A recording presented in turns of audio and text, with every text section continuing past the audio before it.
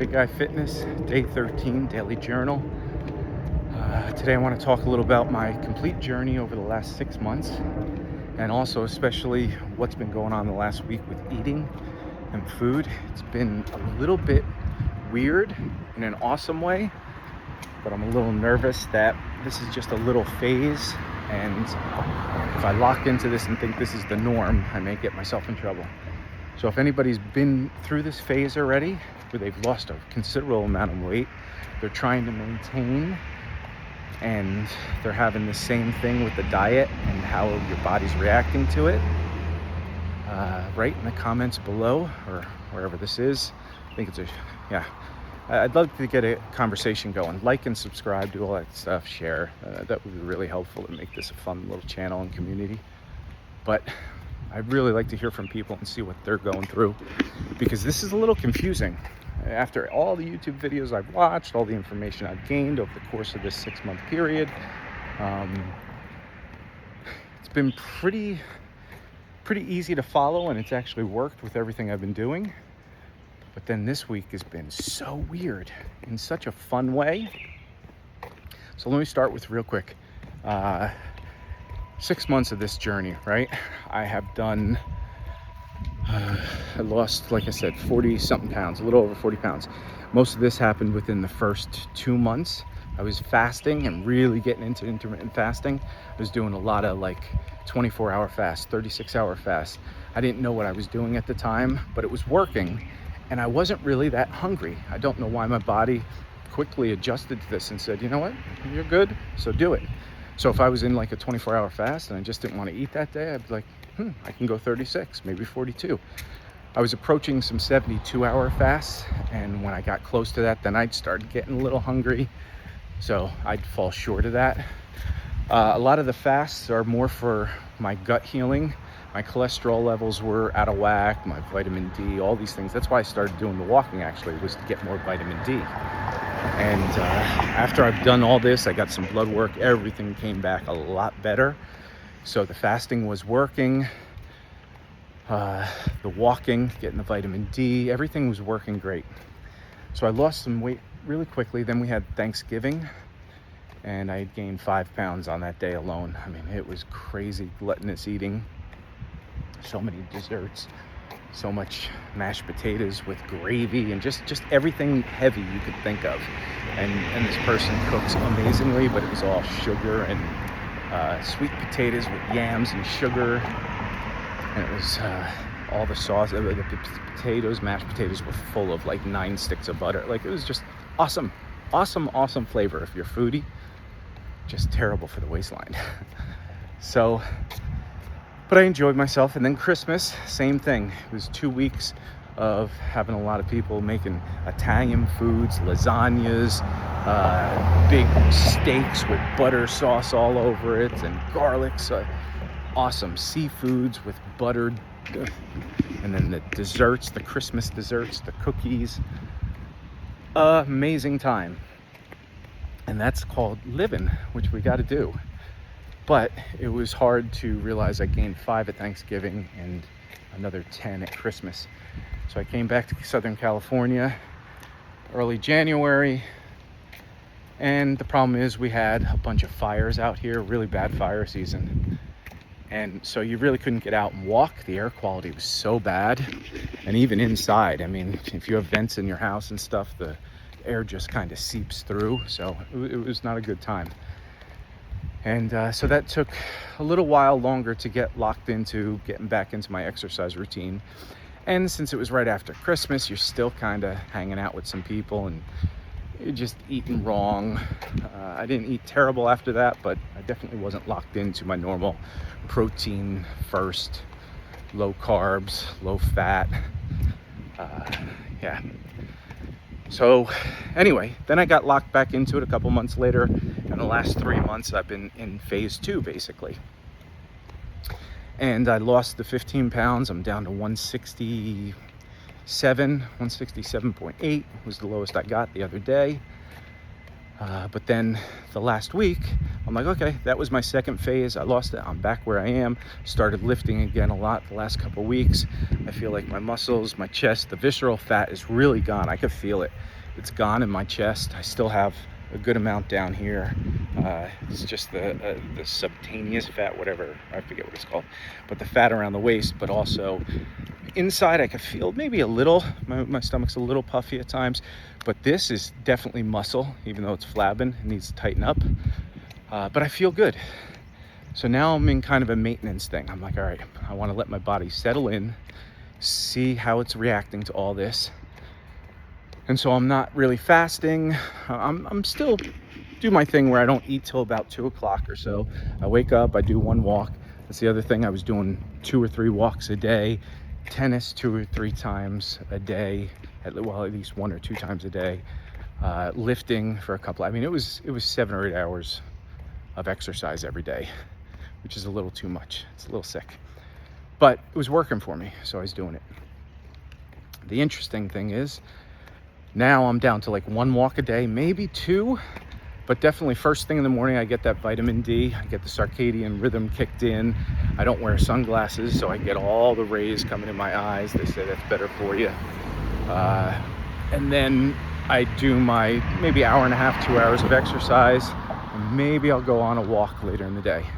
Tennis is slowed down. A lot of people are hurt right now. A lot of things are going on. So I'm not getting a ton of exercise. And as far as diet goes, I'm eating just normal stuff, but a lot of it's not great stuff. So it's not the eggs and the avocado. It's not the plain chicken and onions, chicken breast with some olive oil and onions. It's not the grass-fed beef, grass-finished beef with a little bit of vegetables. It's not the yogurt and fruit. I don't think I've had yogurt and fruit in about a week now, which is crazy because that's one of my staples. But I haven't been eating like a lot, but I've been eating not great. So I'll have 1 meal a day or 2 meals, and it'll be pizza. So a lot of carbs, a lot of sugars. Yesterday I had In-N-Out. If anybody's familiar with it, In-N-Out in Southern California watching this, it is the holy grail. It's amazing burgers. So it's not the healthiest. It's a lot healthier than McDonald's or any other fast food stuff. It doesn't feel like fast food because the line's around the corner on every time you go to In-N-Out, you'll see a line. You're waiting there at least 20 minutes, 15 minutes. But I had a double grilled onions, extra pickles, easy sauce, because sometimes the sauce is a little too much. French fries. I didn't get them lightly well, but I should have. Light well. And then I got a large vanilla shake, and I literally drank that within 3 minutes. I haven't had a vanilla shake, and it's like crack cocaine. It is so good, but I drank that so fast. And of course I had ketchup on it and blah, blah, blah. So yeah, that's a lot. And then all the pizza I had 2 days of pizza, 1 day off. I think I had maybe tuna fish 1 day. And then a couple days later, I had a whole nother frozen pie and then potato chips and just, cookies. I had found some Oreos. I ate almost a half a pack of Oreos, one of those large packs in the cellophane. It was not good. So my point of all this is, what's weirdly interesting is I went from 170, essentially 178 or 168 to 174. So I basically gained about 6 pounds, but a lot of that's water weight. A lot of that's the salts. A lot of it's the sugar, the carbs turning into sugars. There's so much that's going on there. So a lot of that, not a lot of it came out, but one day a pound came off, then another 1.5 pounds, then I gained back a pound.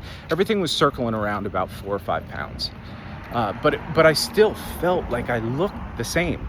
Whereas before I would almost instinctively look at my stomach and go, oh man, my stomach's puffier and everything. It didn't look like it changed at all. So I don't know where it's putting and storing that 5 pounds. It's exciting actually to figure this out, because this being a lifestyle change and not just a diet, it's if I can do this, and so now today I got on the scale and I was 173, right below 173. So after this walk, I'll probably be 172 or 171. So if after a whole week of doing this, 68, 69, 70, so if I'm really up only 3 pounds, and then next week I just crush it and that goes away, that will be absolutely insanely amazing. Like, I will be so happy with that. And if that is the lifestyle change, now I'll never eat like I did. This week was just so crazy. I don't know why I ate so many off foods and no proteins and none of the good stuff. I just was chilling, and there were too many opportunities to do so, to do the crazy food thing. So what I'm trying to figure out is if I can eat healthy almost every day, but every day, you know, you don't want to have a cheat day where you're putting in like way too many calories and all crap food. That'll just wreck your mind. But if you can have like cheap foods throughout the day, like if I want a couple Oreos, whatever. If I do that twice a week, no big deal. If I want to have a burger once a week with some sauce and ketchup, whatever. If you gain a pound here, then next week you lose the pound. If you stay in that range of 2 to 3 pounds, I don't see why it's that big of a deal. Again, a lot of this with the fasting is in intermittent fasting and 72-hour, 36-hour fast. You're trying to heal the gut, right? You're trying to get rid of all the bad bacteria, the dead microbiome stuff, and you're trying to build up your gut, which helps with your arteries and all, and cleans out your body. So the choices of actually eating healthy and the saturated fats and being concerned about the fats and the proteins and just everything, not too many carbs and sugars, all of that is important for a lifestyle change of feeling healthier and being healthier. But if you can make all this work and it's not, doesn't feel like you're suffering, like, oh my God, okay, I can't do this diet anymore. That's the worst thing you want to do. So if I can make this lifestyle work where I stay in the weight range, I'm building muscle, but I'm eating some fun foods once a week, twice a week, not too much, not going. So when I start craving things after really hitting those fasting periods of a couple weeks, then I go, man, I just want a pizza. Like I could feel myself saying, I just want it, I need it, and getting a little irritated. So then you just do it, and you feel so good, but you also kind of feel so bad about it. So I don't want to get in those phases. So if you can sprinkle these things in a little bit, then hopefully, theoretically, you're just never in that place of feeling like, oh, I can't do this anymore. I need to just go and wreck myself with some terrible choices. So yeah, it's a fun experiment. It's I'll know more probably in a month, because I think next 2 weeks I'm going to get back to really eating healthy. I had my fun this week. Still maintaining. I'm not going to do any cutting. I'm just going to be lifting, eating healthy instead of eating in a calorie deficit. And by calorie deficit, usually I mean if my calories should be around, I don't know, 2,400, 2,500 calories a day. I've been in a deficit of maybe, for the fasting and stuff, if I'm eating one meal a day, it could be 1,200 calories. I mean, I'm in a pretty heavy 1,000 or more calorie deficit. That's way too much. They say 250 to 500 calories is a good deficit to do when you're trying to lose weight. It doesn't make you super hungry. But my problem is, it's a good problem to have. I'm not hungry when I'm doing this. I don't know why my body's not. Yeah, when I mean, I could go days without eating with no problem. And it's so. Anyway, right now I'm trying to stay in the 2,500 range, 2,300 range, and I'll do that for another week. And then I think after that I'm going to do 2 or 3 weeks again of really going for it to lose the rest of this, and at the same time building muscle. So I think in another 2 months I will really be in the shape I want to be in, and then by the end of the year, if I do one more phase of maintaining for a couple months and then cutting before the holidays, by Christmas, just in time to be wearing the heavy clothes and the heavy jackets, and nobody sees any of this. But anyway, I hope everybody's doing well. I hope everybody's having an amazing day and weekend. And it's the beginning of August already. Cannot believe this year is flying this fast. But keep up the gains. Please like and subscribe and do all that stuff. The musical listening for the day, if you want to watch the short video I did, was the band Europe. So amazing. Key Marcello, that's a weird name. Key Marcello. He is a guitar player in the 80s, in the band Europe. He is just a monster guitar player. He doesn't get enough praise because I don't even know if he plays that much anymore. But in the 80s, Europe was more of a pop rock band. They would sell out arenas, really good stuff.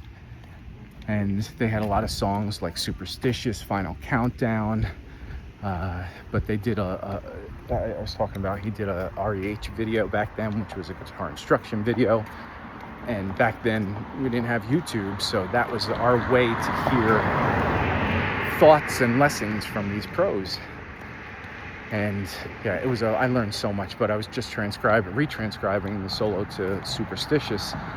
And it is such a great solo with a lot of, starts out with this really melodic phrase, and then he does this fast scale and goes up to a higher register and plays that similar melodic phrase. And then he does another fast run, and he starts doing this like waterfall cascading fast picking run down. And then he comes back up and he hits a high note, and it is awesome. It's very hard to get that running if you're not used to alternate picking. It's a great alternate picking practice thing. So if you want to check out that short video, I'll put the link below. Check out Guitar Breakdown for some more lesson stuff if anybody's a guitar player and wants to learn some things. I will talk to you tomorrow, Sunday, and then we'll start another week. And hopefully we'll get 3 weeks of this journaling on record. All right, have fun, everyone, and I will talk to you next time.